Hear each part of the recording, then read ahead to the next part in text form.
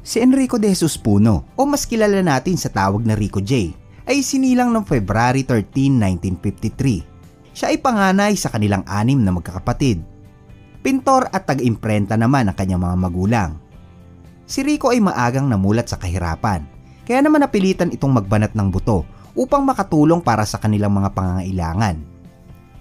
Mabait na kuya itong si Rico J dahil siya ang umako sa responsibilidad ng kanyang mga magulang para itaguyod ang kanyang mga kapatid. Pinasok niya ang iba't ibang uri ng trabaho. Pero sa kalaunay nag-apply ito bilang isang bellboy sa hotel. Ngunit nung siya ay hindi natanggap, ay naglakas loob ito na mag-apply bilang isang singer sa mga bar at pumasok din siya bilang bokalista sa iba't ibang mga combo. Si Rico J ay unang nagtanghal sa maliliit na folk house at mga club sa Kamaynilaan. Siya ay naging lead singer ng bandang Spindle na nakilala noong 1970s. Ang madalas niyang